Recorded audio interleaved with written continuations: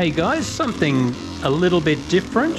Here we are on board with Coxy, and he is riding silver class at the Ironstone Extreme, a part of the National Hard Enduro series done by Grassroots Enduro Australia. We actually have two expert commentators, Coxy himself. Hey guys. And my brother, Jeff Morris. Howdy folks. And we just thought we would not only have a look at some of the highlights from the silver lap, but ask Coxy about it. And I'm just wondering, Coxy, whether I should explain your history or you should. I think you might be better to explain it. Sort of just maybe when you first started getting interested in hard enduro and up to the present. Yeah, so it was probably 2016, 2017 when I started to not necessarily get interested in hard enduro, but on our trail rides we'd quite often come across logs that had fallen across the trail, and I just didn't want to go to the effort of riding around logs, so I thought, hey, can I ride over this log? Which started the whole ball rolling. In 2018, in August, I went to a traction E-Raid clinic over in Kanakistan, and that was a bit of an eye-opener. Did some awesome riding over there, but it definitely gave me some goals to work towards as far as getting a foot in the door with hard enduro riding. I can remember that actually, because I was there on the same trip in Canada, and you religiously applied everything. There'd be coaching in the morning, then there'd be a social ride in the afternoon. And it was quite hilarious. You would see all these guys looking very keen to learn, and then they would just not apply any of it for the social ride in the afternoon. But I could see you just doing it precisely. You know, not treating it as a social ride really, but just going, now's the time to put it into practice. Yeah, well, there's a lot of time and money that gets invested into travelling across the world to go and do a course like that, but also the calibre of the coaches that they have on those E-Raid clinics, they're so fantastic, and you see the things that they can do, so you know that when they're giving you advice and pointers and telling you where you're going wrong, you know that they're not giving you a bum steer, they're giving you good advice that you really should follow up on. What I find really interesting is that you've been doing bronze class events for how long now? I only did 2 or 3 bronze events. I got a place in a race at the Insane Ride, and I figured it probably wasn't fair to continue to ride in the bronze class given that I'd placed in bronze. So I actually don't know how I ended up getting that place for the Insane Ride, but anyway, I figured rather than try and win a bronze class or finish on the podium at a bronze race, I would rather try step it up to the next class and really challenge myself, knowing that I'm probably never going to end up anywhere near the pointy end of silver. Well, the thing is, I mean, I'm looking at this footage and going, wow, it really is one hell of a step up. I have really only ridden bronze class as a sweep rider, very occasionally as an actual racer, but it's a whole new ball game. And I'm just wondering, what sort of skills do you think you needed to learn? Was it just developing more on what you knew already, or were there specific techniques and skills? What prepared you for silver? Yeah, well, in order to go up from, say, bronze to silver, you really need to have the foundation skills in bronze fairly well sorted. You can't just go into silver half-cocked, because you're only going to injure yourself or injure someone else, or write your bike off and not be able to finish the race. So going back to the basics, things like clutch control, having good body positioning, being able to get over weird random obstacles like off-camber logs on the side of dusty rocky hills, and also things like effectively, when you do have to lift your bike, being able to effectively get your bike over an obstacle.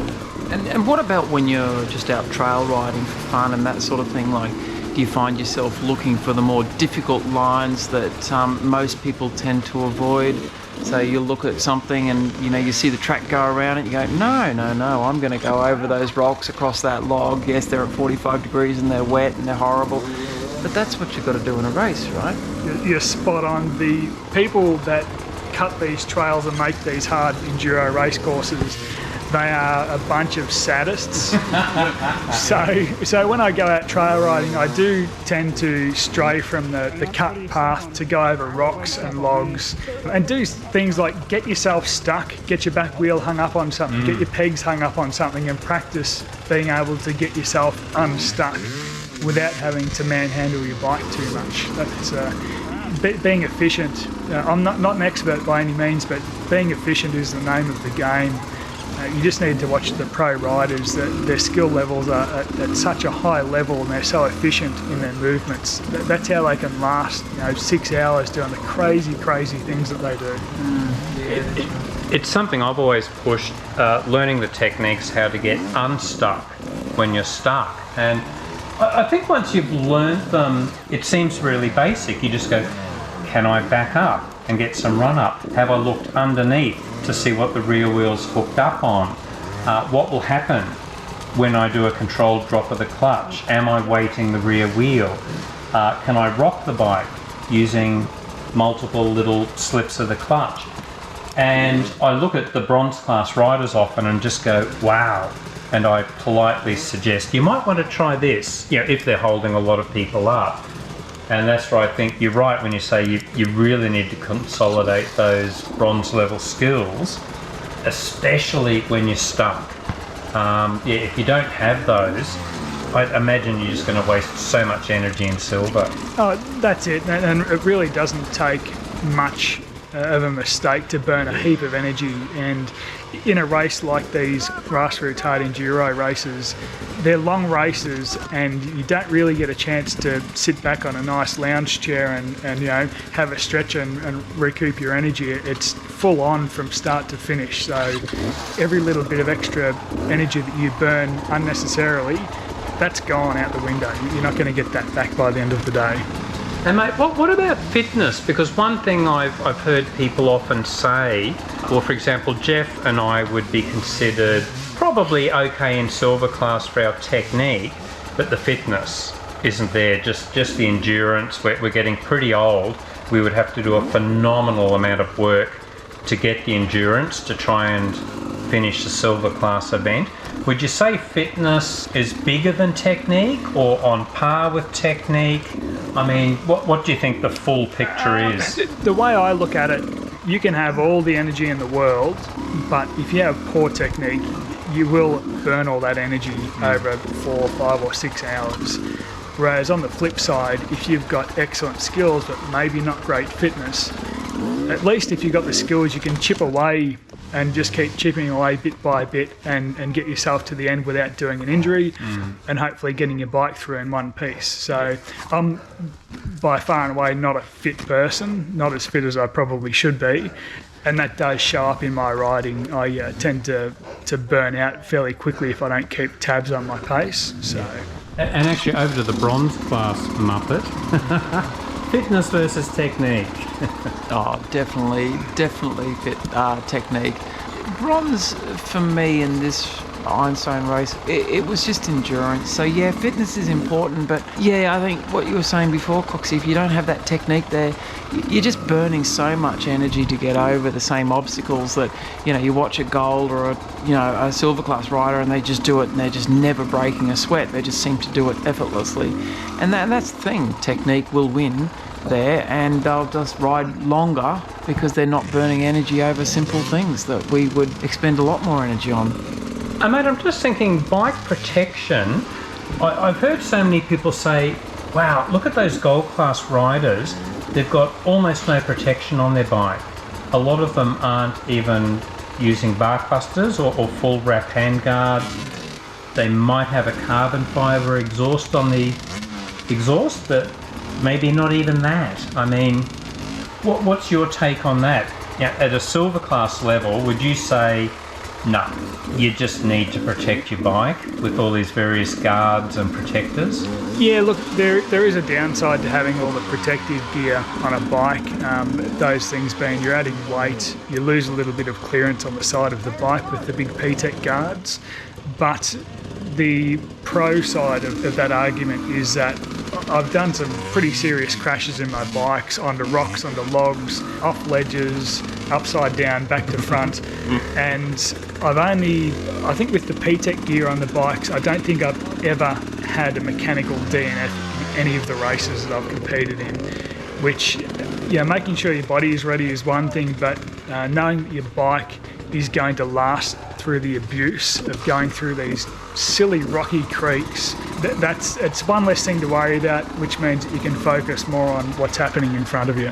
And actually, speaking of rocky creeks, what are your sort of techniques, strategies in dealing with just the endless rocky creek beds and rock sections in this event?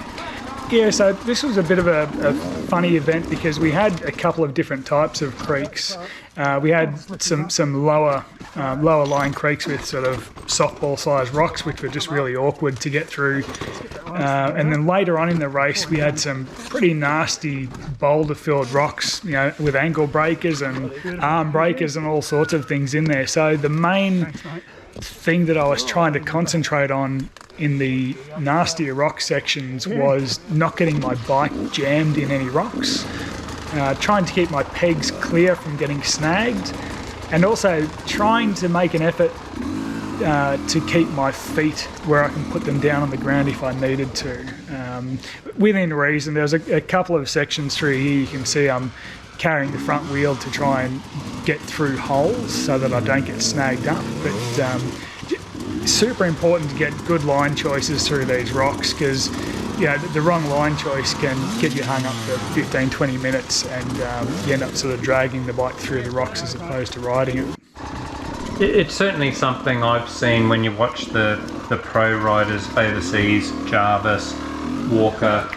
When they come up to something very tricky, they almost always stop, or at least they'll slow down enough to analyse really quickly. I've got 6 different lines, which is probably going to be the best one. That's right, and you'll see, I suppose this is where the trial side of riding skills come into it. Sacrificing your front wheel line to get your back wheel in a better position. The front wheel's easier to move around compared to the back wheel. But you'll see through some of this footage here, the choice between a good line and a poor line can end up in some pretty serious injury and bottlenecks. It's just being able to think outside the box is pretty important. And what about tyres and tyre pressures? I mean, that's what a lot of guys think is the answer. It's like, I need a new tyre, need more traction. The only way to do that is a brand new knobby on the rear with square edges. 80% the tyre, 20% the rider. Yeah, I wish. Don't we all? Yeah. So for this particular race, I've gone back to a Shinko 525 cheater on the back. I have nothing bad to say about those tyres. Like, I abuse the crap out of them. They always hook up really well. I'm running tubeless on the front and the back, and I think I ended up in these wet rocky creek sections, I ended up letting a bit of pressure out, and I think I ended up at about 2 or 3 psi in the back. I'm running a 90/90 profile front tyre, Metis tyre. Sorry, when you talk about 2 psi, are you talking about with a tubeless system? That is with the tubeless system, yeah. So not a moose or anything? Not a moose, no. I like having the ability to adjust the pressure out on the trail. So if the course changes, like going from hard, sharp rocks in a creek bed to wet, rounded river rocks or mud, I do have the option to let a bit of pressure out if I need to. Moose, you can't do that. And obviously with a standard heavy-duty tube, you need to err on the side of caution, keep a slightly higher pressure in there. But new tyres are always really good help, but not really the be-all and end-all and the key to getting through one of these races. Yeah, I did this event on what you pretty much call a shagged rear tyre. I know, Barry, yours was pretty shagged. You only did it as a sweep, but it still did the same course. But yeah, I found with the tubeless system and about 4 psi, there was just traction everywhere, and that's on a shagged tyre. This is a really interesting point too with the tubeless, because I did a video a few years ago. People are always saying, what's best, tubes, mooses or tubeless? And of course I just say, it depends. I mean, God, it depends on 20 different factors. I can't answer that for you. But what I've always thought is that as you get more and more seriously into racing, mousses at some point must become the best choice. At the moment, I'm assuming tubeless still works well for you. But for example, if you really pushed hard and you actually started to say, I want to actually place really high in silver, is that a point you might go to mousses, or would you just stick with tubeless? I don't think so. The people I do know that run mousses, they are very good riders and they're quite aggressive. And I think a lot of the thought behind running the mousses is it's almost a fail-proof system. So they know that again, the chances of them having a DNF from a mechanical failure, whether that be a tube puncture or a mousse failing or a tubeless failing, pretty unlikely for a mousse to fail. They know that at the start of the day, they've got what they've got. It's going to last them the day out. They're not going to get a puncture. So it's one less thing for them to worry about. I don't see myself getting to the point of being that fast or good of a rider or that sort of dead set on finishing well and positioning well in a race. I'd rather have the safety and adjustability of the tubeless system. Yeah. And I've been running it ever since I got the old gas, so 2018 I think that was, 2019, and I'm yet to have a puncture. I don't know how many tyre changes I've done, too many to warrant thinking about, but I've never had any issues with the tubeless system. You just got to follow the instructions to the T, and it's once you've done it once, it is quite an easy process, probably almost as easy as doing a tube tyre, I would say. Yeah, it's funny, you know, like some people go through their tyres without getting punctures, and I had a golden Tyre fatty front, and it ended up with 3 plugs in it. So yeah, maybe I was just hitting the wrong terrain, or tyre pressures were too low. But yeah, I mean, if you carry the right tools, if you carry the little plugs and the glue and everything, it's only a 5-minute stop to fix it. Quick fix. As long as you haven't done something serious like tear the inner high pressure bladder or anything like that. That's true. So as long as the inner bladder doesn't fail or the liner doesn't fail, even if you put a massive hole through the sidewall of your tyre, the tubeless system is going to retain the beads of the tyre to the rim, so you still can ride yourself out of the bush if you need to, and not worry about the tyre going AWOL. Starting to think this podcast has been brought to you by Tubeless Corporation. It sounds like a 1-hour advert for them, but not sponsored by Tubeless. Not sponsored by Tubeless. I should just step in and say tubeless sucks. We hate it. We're definitely not sponsored, but hey, look, actually, if anybody is actually listening to this, I've done a video that talks about the pros and cons of tubeless. It's not perfect. It's bloody good depending on what sort of riding you're doing, but yeah, it's definitely not the perfect setup. Yeah, anyway, see that video. Just going on to riding gear and personal protection, Barry, up until recently, I've always worn a full upper body armour, so like an Alpine Star webbing type setup, which was great. Had a few issues with the Alpine Star elastic side of things, but I've since moved to only protecting my elbows and forearms, which is, I've got a lot of scars and damage on my arms from falling over on rocks and bracing myself with my arms.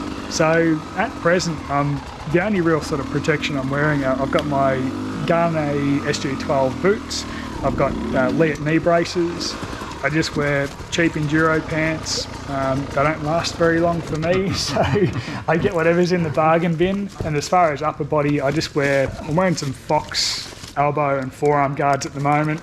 As far as the quality of those go, that's still up in the air at the moment. The fitment isn't great, but the protection is there. But you know, elbow guards seem to be a bit of a hit and miss thing for most people. Well, I'd have to step in there and say we're definitely not sponsored by Fox. I think Fox makes some of the worst shit on the planet, and I will say that very loudly and clearly in many videos. Sorry, mate. Yeah, I think because everybody's body shapes are different. Like Jeff tried my elbow guards on the other day, and they were a complete mismatch for his arm shape. Yeah, the Fox ones are not a perfect fit for me either, but something's better than nothing. And what about, you mentioned before the A-Stars pressure suit, wrap-around. Do you find you overheat in those things? Yeah, look, there was an incident at one of the races in the last couple of years where a rider overheated and had to be taken out by paramedics. And I get very hot when I ride. I sweat a lot, and that sort of put the wind up me a little bit. So after that, I decided to ditch the full body armour. Most of the injuries that I've had riding have been, like I said before, elbows, forearms, hands, and I've had a couple of broken ribs, but they don't make body armour to protect you from broken ribs.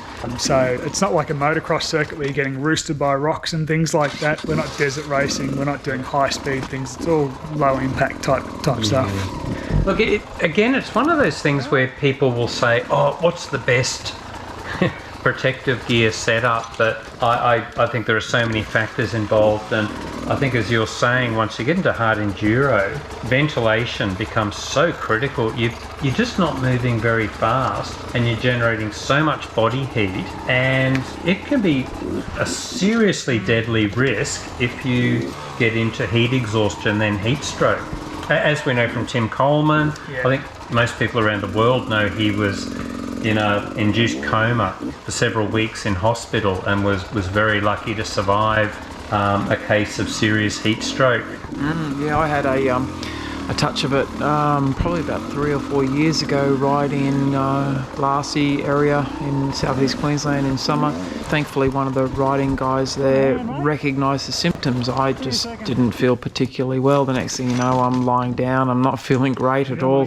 He recognised the symptoms as being heat stroke, and it was honestly a terrifying experience, and that was only a mild case. I did not feel right for about 2 weeks afterwards. So it's very, very serious. Since then, I have actually ditched a few things like the pressure suits, because I find, just for me, that when I get overheated, I start to perspire, I overheat, I get fatigued really quickly, and when I get fatigued, I make mistakes. I grab too much front brake or whatever, and those mistakes, man, you end up with the rubber side up.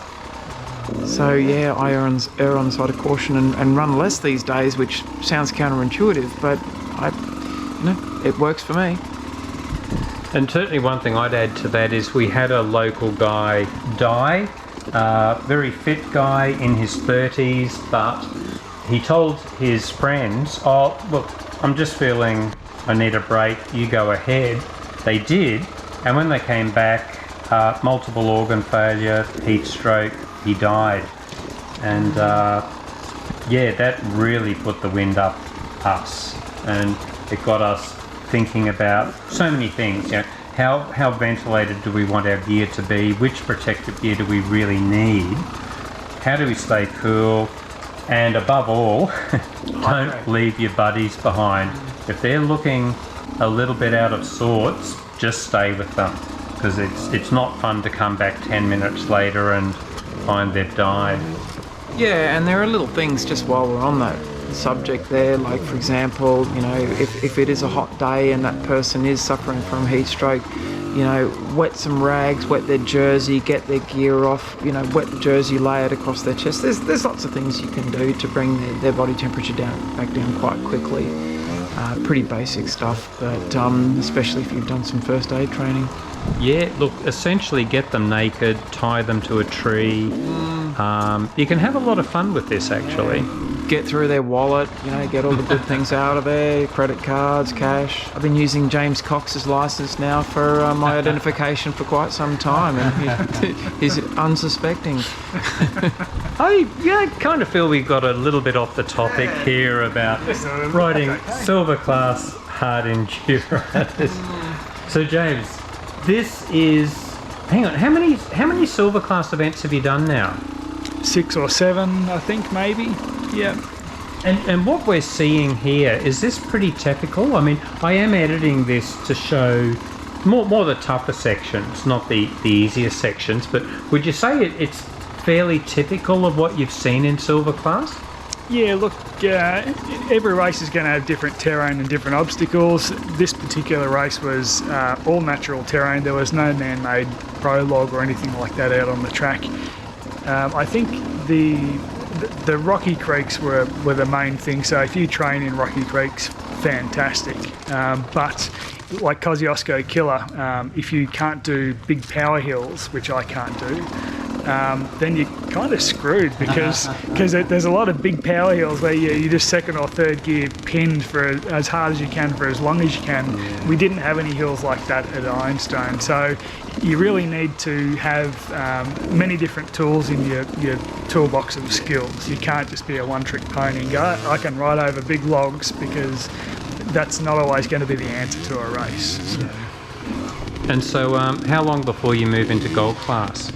I'm happy sitting in silver. I've come to reality that I'm never going to be on the podium in silver, but I'm happy being in silver. It is a challenge for me. Every race is a challenge.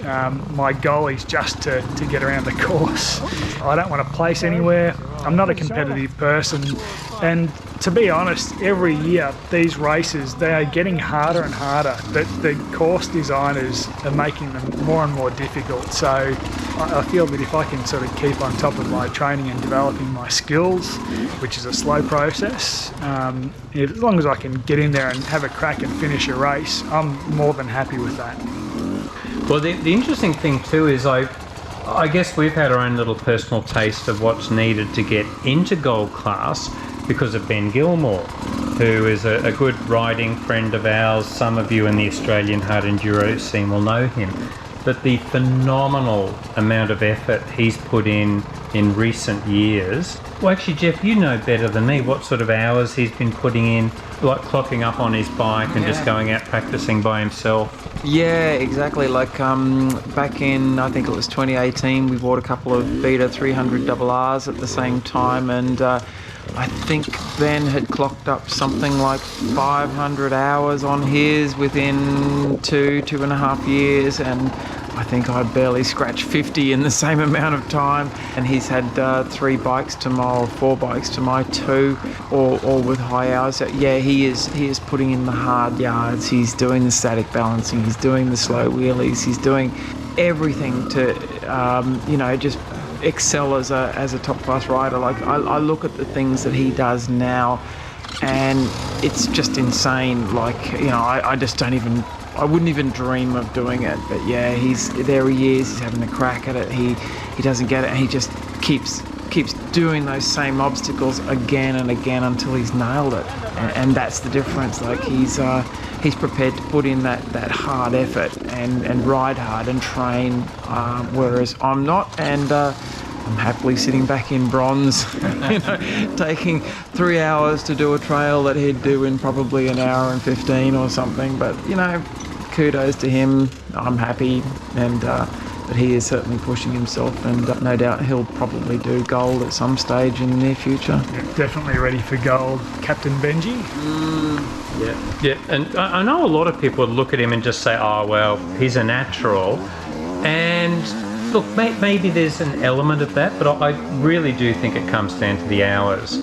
You put in the time, and it's a little beef of mine actually with society sometimes as it stands, that people are looking for the easy way. They're looking for the life hacks, and you see these fucking YouTube videos, 4 tips for easy wheelies. 10 things you're doing wrong, and then and yet an actual video like that they'll show drills. We'll get 1/10 of the amount of views, but the 5 things you're doing wrong video will get 200,000 hits in 12 hours. There is no easy path to success, but if you put in the time and you put in the effort, you will get better over time. You've just got to commit to it. Well, guys, we might wrap it up at that point, and I think that is a good note to finish on, because Coxy, I've seen you develop phenomenally from that first time we rode together in Canada to now all I see is a cloud of dust and you disappearing, and you're not even trying hard. Definitely seen the phenomenal improvement in your standard, and it's because of all that hard work, mate. So well done, and congratulations on finishing a silver lap. We should mention where you finished. Oh, where did I finish? I'm not too sure. I'll have to do a fact check on that one. It was at least mid-pack. Yeah, it was. I think it was pretty well close to bang on mid-pack, which is, I think, is about where I prologued as well. So I kind of the prologue, kind of panned out in the race format as well. So that's I'm happy with where I finished.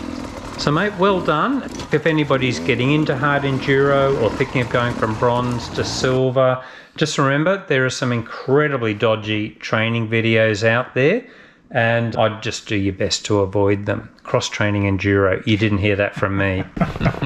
Thanks, guys. Been a pleasure, Barry.